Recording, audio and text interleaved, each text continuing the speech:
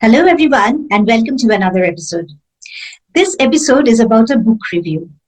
Now, many of us would have almost forgotten the COVID times. It was perhaps a once in a lifetime event and something that has not been seen in generations.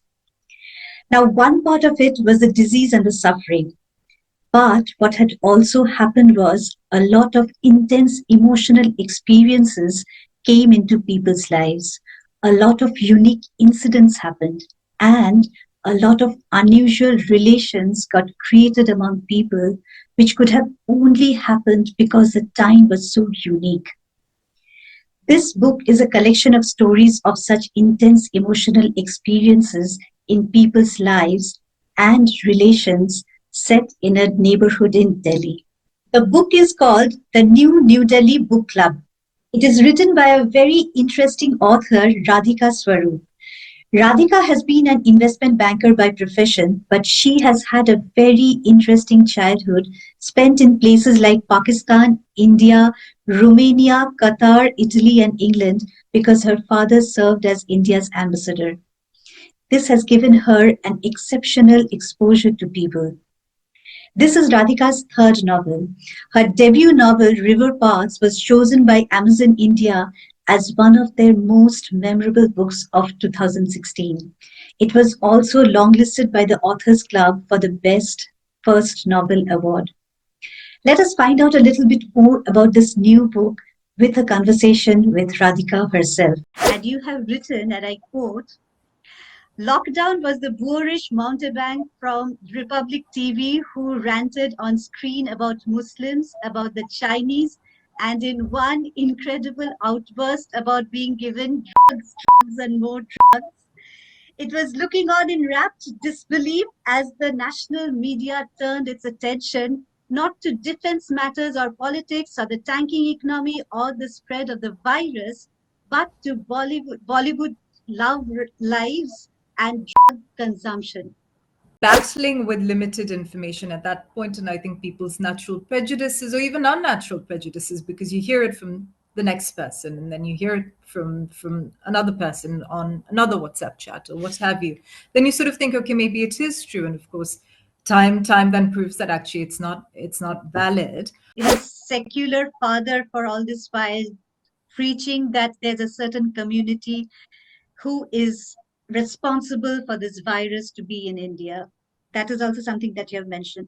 At times like this, at times of desperation, times of, well, a desperate need, and then distance from loved ones, it's almost natural for say prejudices or something, a trusted party has told you to gain credence in your mind. And at the back of her mind, what plays again and again is the Prime Minister's word, Atmanirbhar, which is repeatedly told by the Prime Minister in various speeches. And words have a huge power, though for a different context, but this makes a huge impact in her. Because you were sequestered, the dependence you had on the relationships, the power they had over you as well, and over your mood and over your outlook on life was immense. If someone doesn't smile at you or doesn't smile at you in the way you want them to smile, and you could be susceptible on a certain day or more sensitive on a certain day. Black Lives Matter, they chant, even as they continue to slather fair and lovely cream on their faces every morning. There is this obsession with fair skin. So many people have come back to me and said, look, these stories can't be the end. I'd love to see a continuation of this story, because all we got to see in this book was a snippet. One story I was really, really, really worried about, and it's the second last story of the book, and it features a tragedy.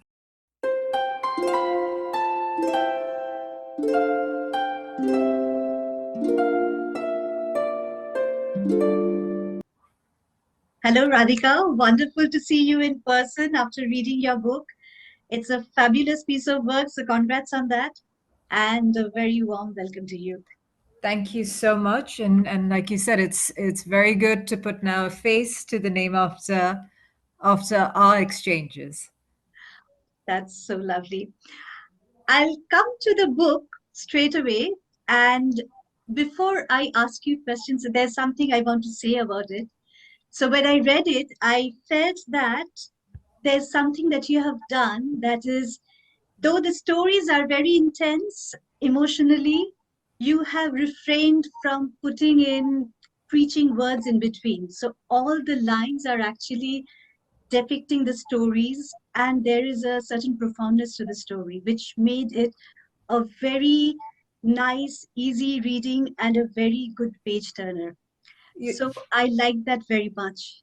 well, thank you. You know, when you start writing, they tell you show not tell. So if I've managed to achieve that with these stories, then there's no bigger compliment you can pay. That's exactly how I felt, and very Thank good writing that way.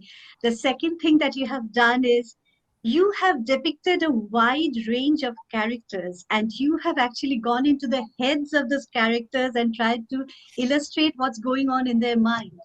And that has actually ranged from a man servant who is in love with the woman servant next door, and what's exactly going on as he nurtures that love one-sidedly, the fantasizing in his mind, to a mother-in-law, daughter-in-law friction who are forced to stay together because of the circumstances, to the rage of a teenage boy who is keeping quiet but getting seething in anger by what is happening politically around him, to the a very detailed technical digital understanding of what a Gen Z kid is immersed in the digital world, and you have really put in a lot of technical details into it, to the life of a corporate independent woman who is feeling vulnerable because of being in a loveless marriage, and the spark that gets created with one message from a long-time love interest of her old flame, perhaps. They are so wide ranged, and you have actually depicted what goes on in each of the minds of those characters. So, how have you done it? Was it people who have closely watched, or was it your own ideas? all of the characters are fictional. I haven't broken any confidences.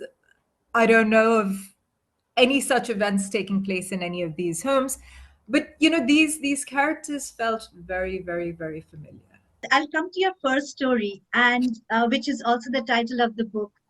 When I was reading it, I immediately drew parallels to a story by Rabindranath Tagore called Kabuliwala, where there was also a father who bonded with a little girl amongst a lot of life storms and a lot of struggles in life, because his own daughter was far away in a different country. And what I found very unique in your story was the reason for the title itself, which was a very sweet and touching moment. I want to know what inspired you to write that story.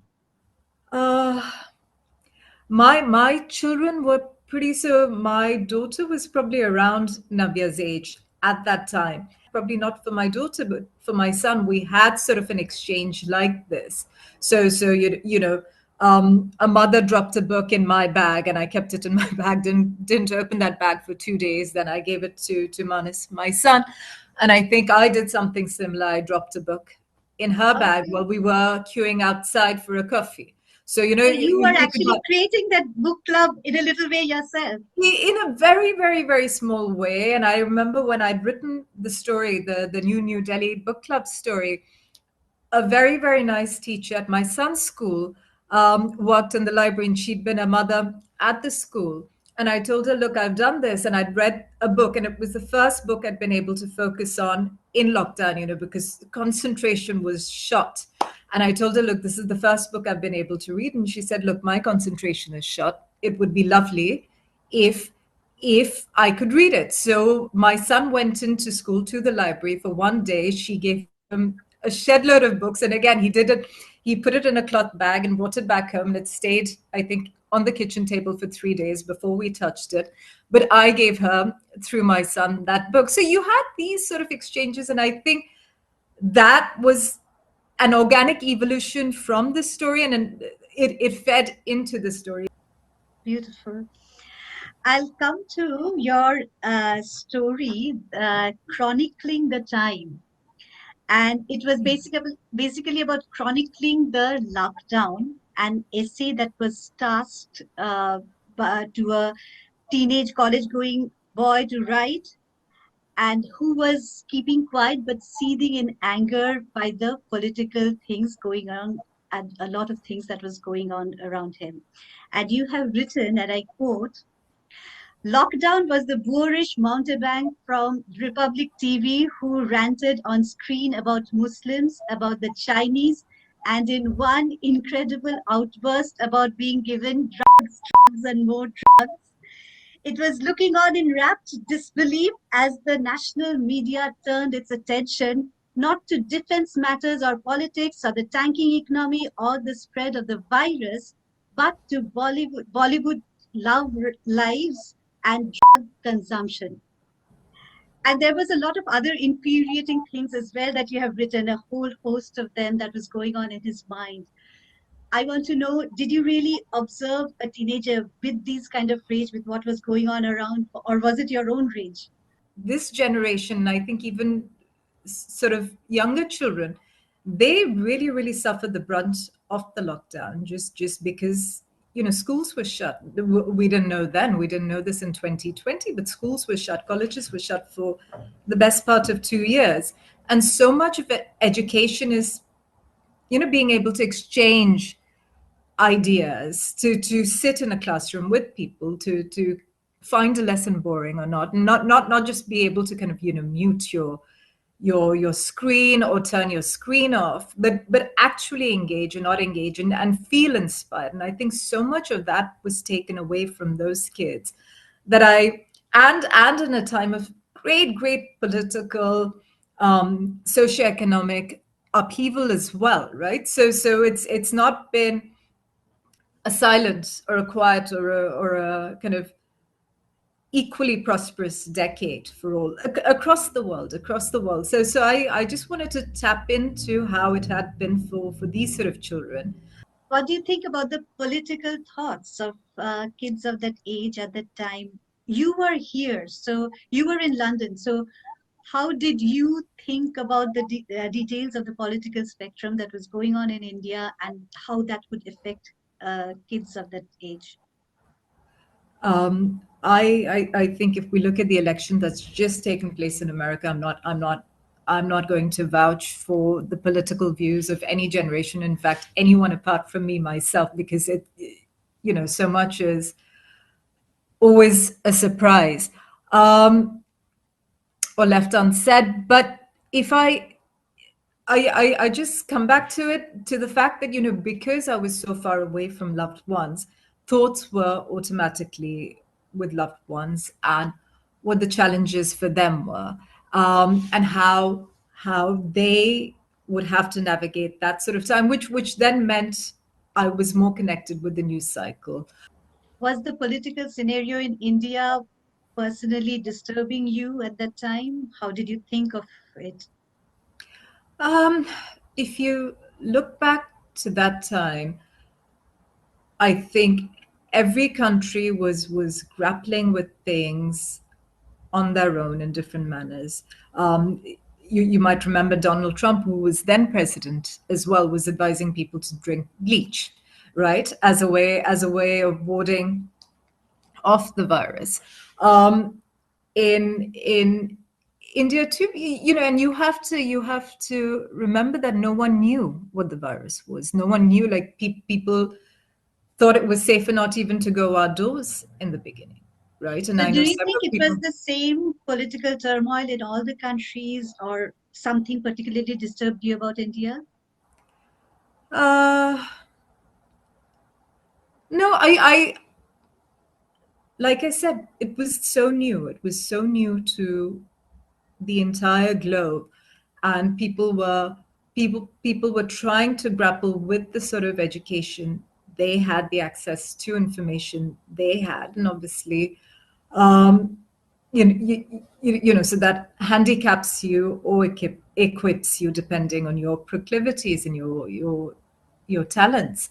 Um, so but to say that something in India was particularly troubling, I don't think that's fair. Just because it was such a very very new virus, and you remember at that time everyone sort of thought India was sort of, and I pause before saying this right now because 2021 was a different picture, right? But in 2020, we all believed India was sort of immune from the virus just because it hadn't spread, or it hadn't spread with the sort of ferocity it had in New York or Italy or China, of course, right? Or then England when it did come to England. So it sort of felt more benign then, you know, for India. So I don't think the political establishment and the way it was dealing with the virus was particularly worrying at that point. Like I said, no one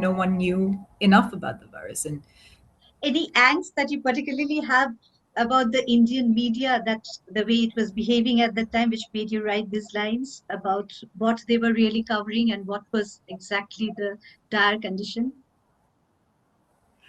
um, like I said, Jay, I think at that point in 2020, it didn't feel so dire. Um, but obviously, and I think, like I said, it depends on your access to knowledge, and maybe the media is constrained by the fact that they have to report certainty, right? And they have to be experts, and they have to tell you more than you sitting at home know. But actually, Um, the portrayal you have made with the descriptions, what's going on in the head of that boy, is actually quite dire things that was going on, that was actually going on. So, do you think how it was yes, covered, how it was suppressed, etc., was bothering you? there is obviously a propensity for some studio kind of compares to be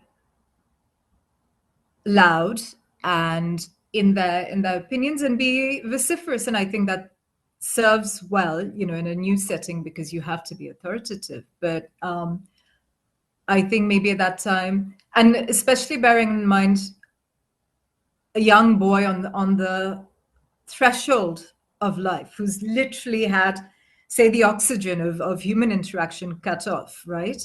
um, to him, maybe someone like this spouting forth and shouting over other people and saying, look, this is what you need to think, and this is who's to blame, and this is what's happened, might strike the wrong sort of note to him. But it's I like I said, I Also, try to talk put about myself in his his shoes.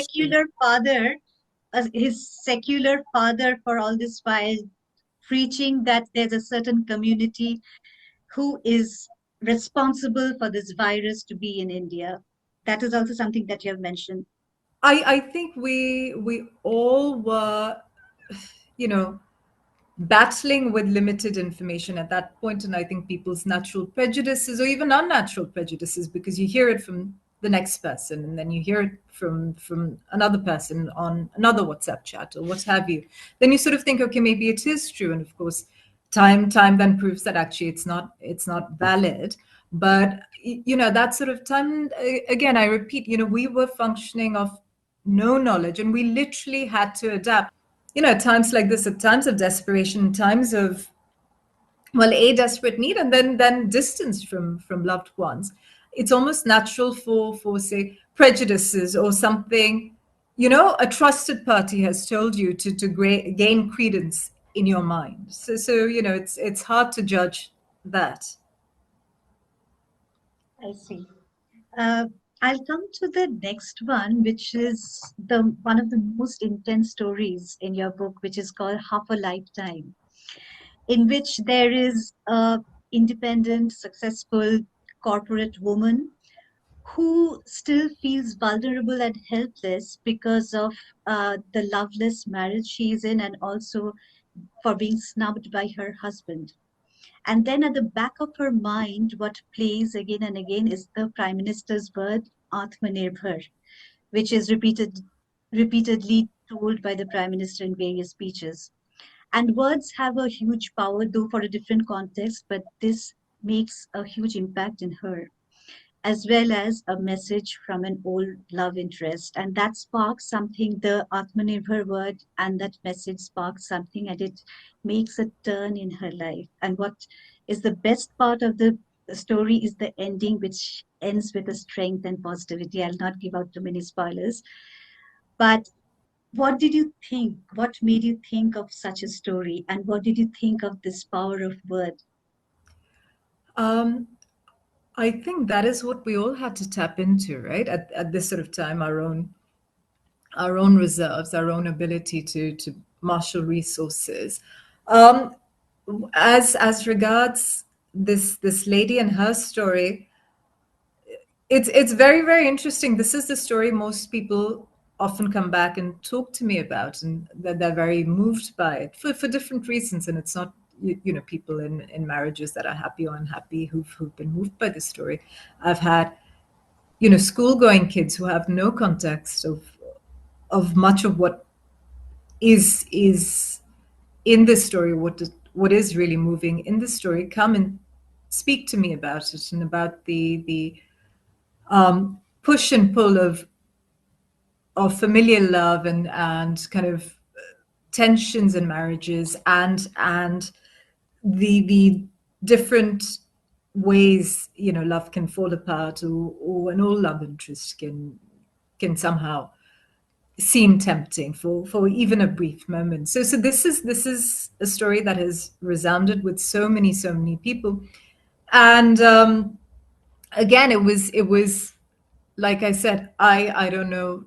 Everyone is fictional, so I don't know of anyone having an affair, being tempted by an old love interest in any of the real streets that these stories may or may not have been inspired by.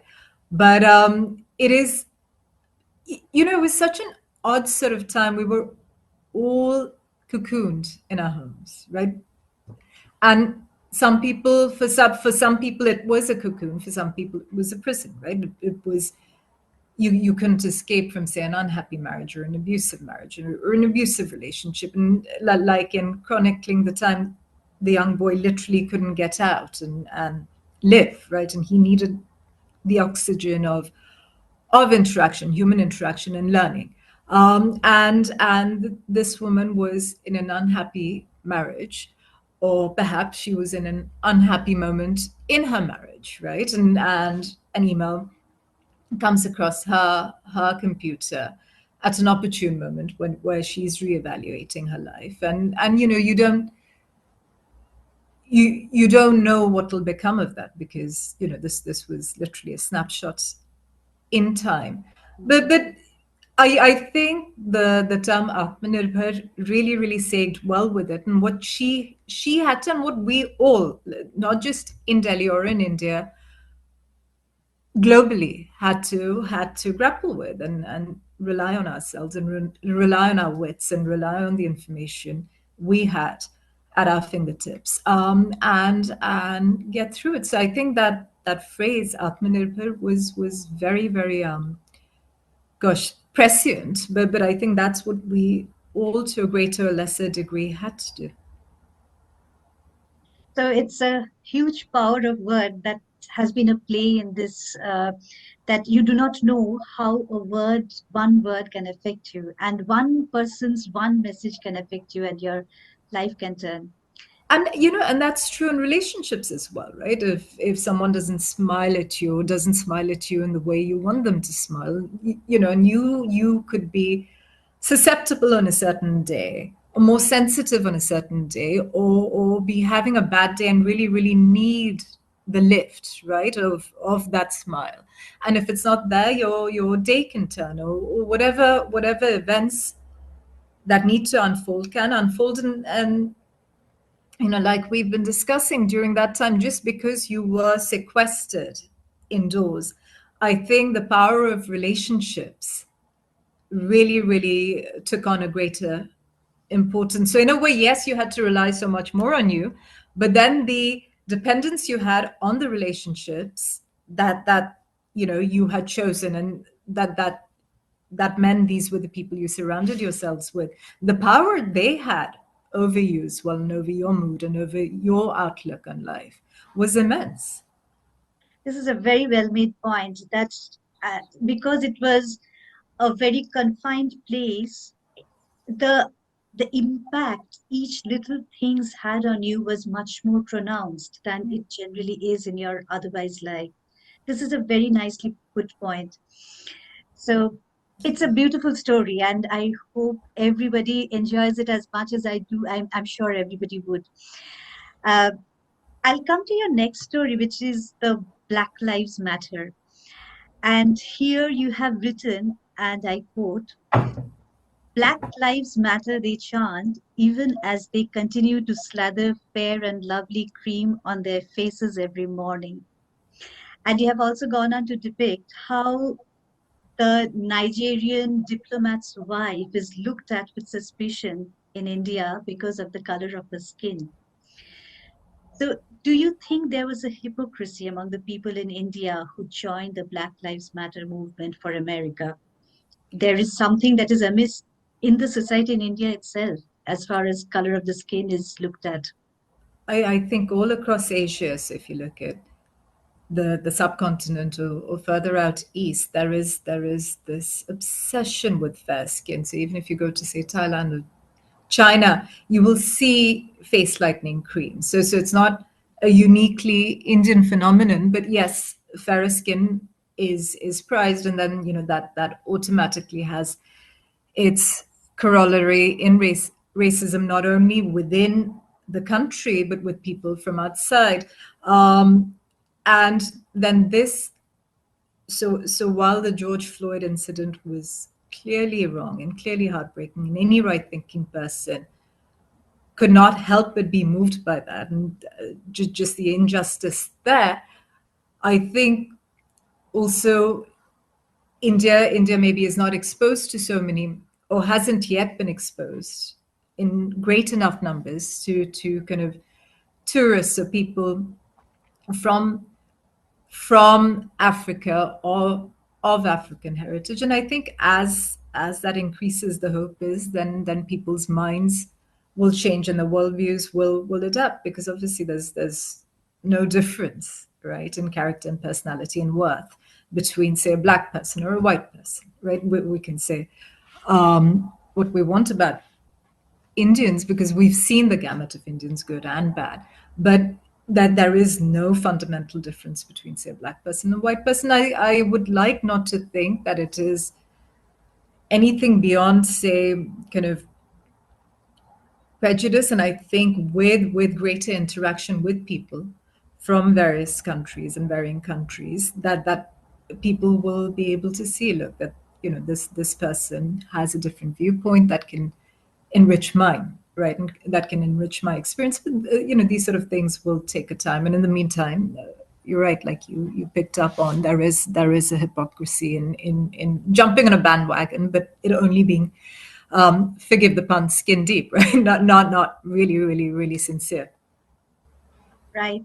Now, you have also told me that these stories have quite unsettled a lot of people, and very understandably so, because they are so lifelike and people can easily identify with the kinds of circumstances, the kinds of intense thoughts that they were going through, the kinds of struggles, the kinds of losses, and which have all been depicted so well in so many different stories, and they feel like people you can touch and feel. So tell me a little bit, would you like to share who are the people who got actually affected in real life and with which stories? Actually, Jess, I'll take a circuitous route through this question, if I may. So I last week or the week before, I read a book called Lucy by the Sea by an author I admire, Elizabeth Strauss, and she's written about this character before, but she has set this book during the pandemic, when she goes from New York City to Maine, but by the sea. Hence the name Lucy by the Sea. And she comes back to New York and she goes to Grand Central Station, which is this big terminus, and she says there's no coffee shop open. So when I read that bit, and I remember going visiting Grand Central Station and being teeming and really, really busy. And that struck a chord with me because, Grand Central is never quiet. It's like saying, I don't know, Connaught Place is quiet in Delhi or something like that. So so going back to the New Delhi book club, people have, I think, more than be triggered, they've found commonality. So remembering, like, yes, we would wash our hands, and my daughter would sit next to me while I was washing my hands, and she'd count to 20. Or I remember the Atmanirbhar moment, or I remember the Zoom call, or I remember the different makeup I'd have to wear for Zoom compared to what I would normally wear in my day-to-day life. So those sort of, images they've plucked out and said, yes, okay, this is how I had to adapt for this situation. But actually, really, really encouragingly and reassuringly, I suppose, because you don't want to depress your reader, um, is that so many people have come back to me and said, look, these stories can't be the end, right? And this particular story really, really, really resonated with me. Or this character really, really resonated with me. I'd love to see some of what happened to him or her afterwards. I'd love to see a continuation of this story, because all we got to see in this book was a snippet, right? Which is what a short story is. So I've just gotten a glimpse into this person's life, and I'd like to be able to see a full exploration of an aspect of their lives, or a particular, I don't know, challenge they're going through. So I would like to explore, I would love you to be able to explore that in further detail. And I was like, no, when I finish a book, it's finished, and then I gratefully, put these people to bed, and then I move on with my life. But again, I'm getting this feedback that please revisit X character or Y character. I would love to know more about them. Any particular story that you found most people disturbed most people the Just most,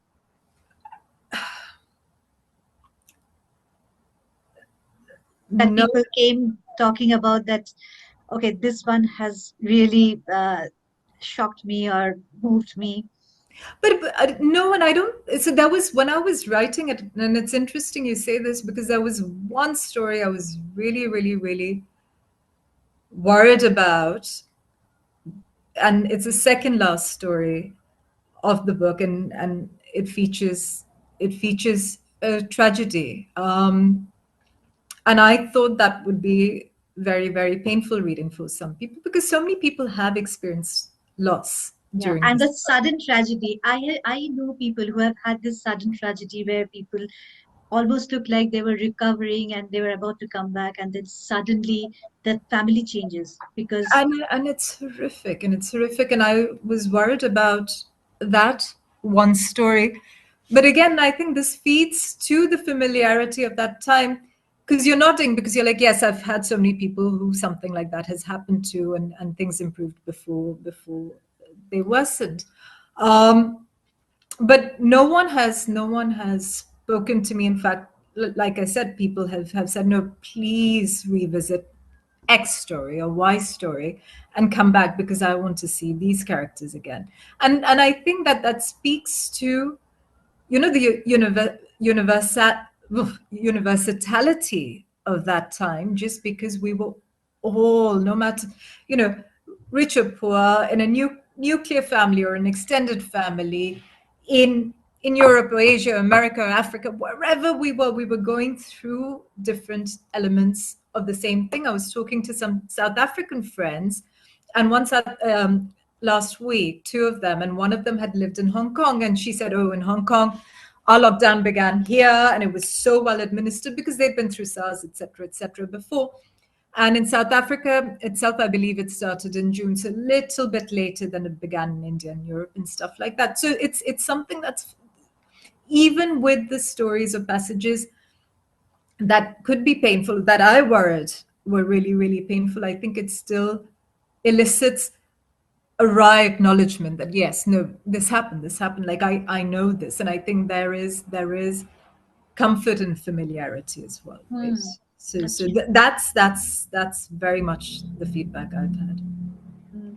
And on that note of finding a continuity and maybe uh, a little more elaboration of a certain character, I would like to ask you something from the last, as I'm curious about the last story, the handshake. Was Pranav married? Oh, you want me to fill this collection with infidelity? I don't know. Like it's in your hands now. So this is your That's story. exactly the point. And Let the readers come and give their opinions on whether they exactly, think. well, then I shouldn't even tell you what I think, because and I'll just say I'm a romantic at heart. So um I prefer to give the benefit of doubt to everyone. But it's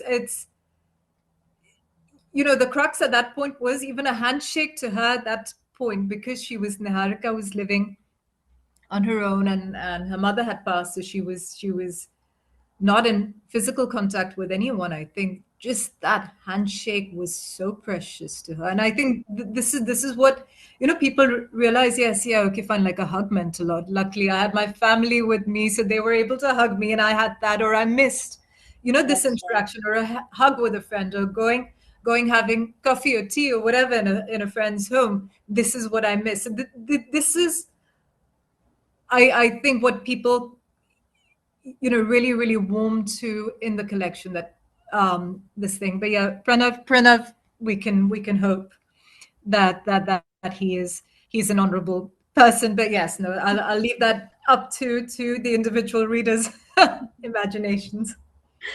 Wonderful. Give me your last thoughts on what you want the readers, somebody who picks up this book, to know from your message when they pick up this book and why they should read it.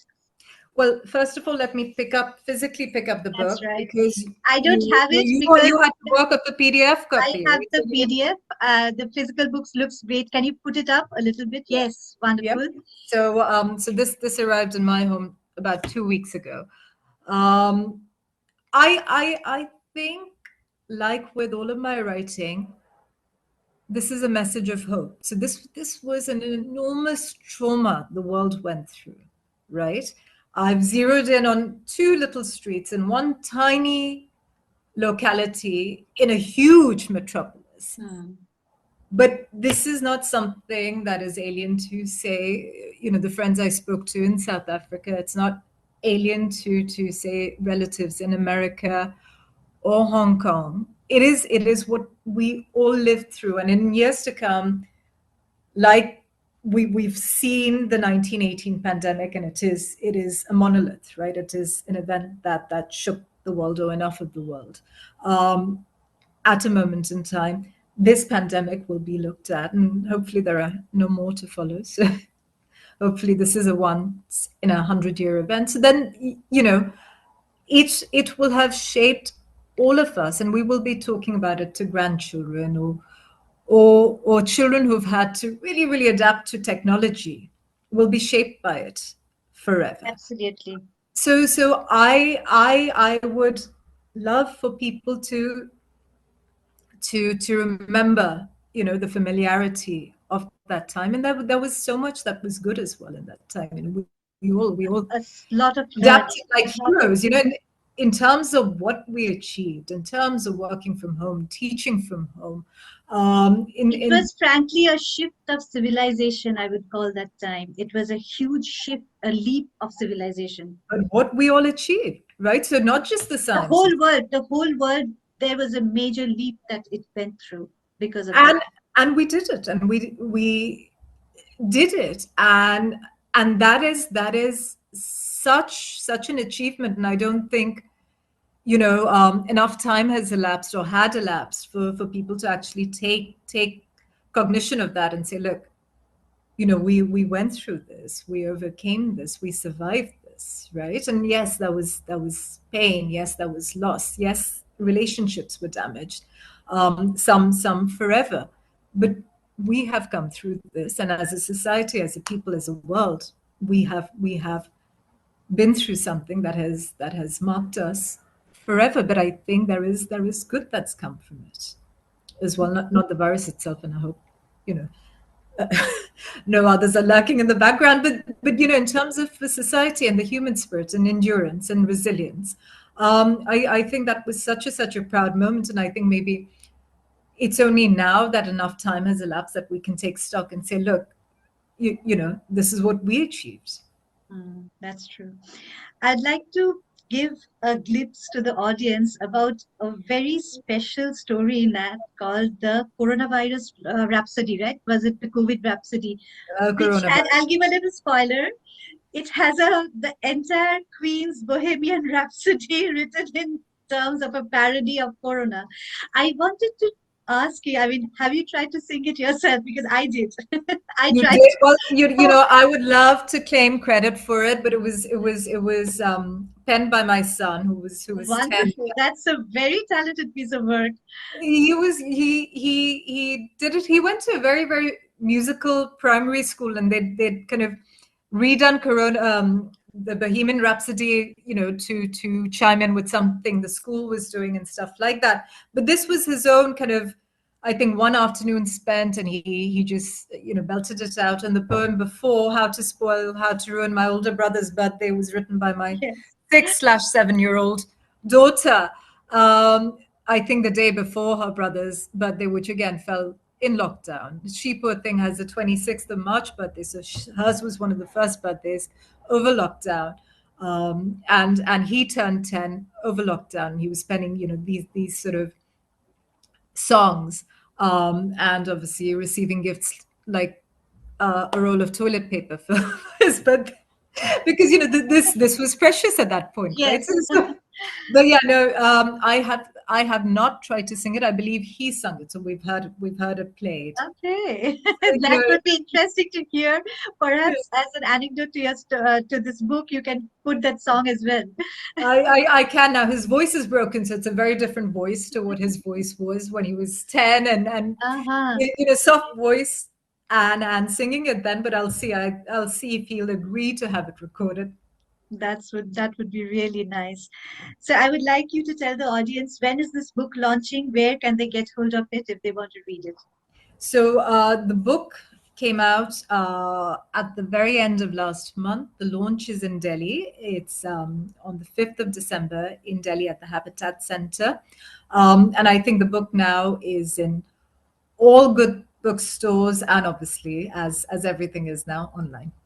Okay, in Amazon, or where can they find it? Amazon, Flipkart, wherever you go to. And here's a plug for the lifeblood of our community, so local bookstores. But you can buy it there, and you can obviously buy it on your Amazons as well.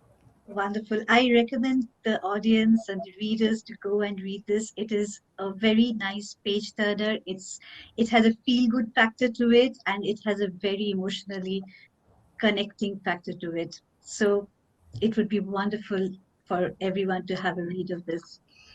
Thanks very much, Radhika. It was a great pleasure talking to you. It was a great pleasure reading this book, and it gave people are losing a touch of reading books regularly, and it gave me a chance and to go into reading it. But it was also a very heartening experience to read this book. Thank you so much, and I'm glad the characters touched you. Thank you so much. Yeah, Wonderful. Thanks very much for joining. thank you.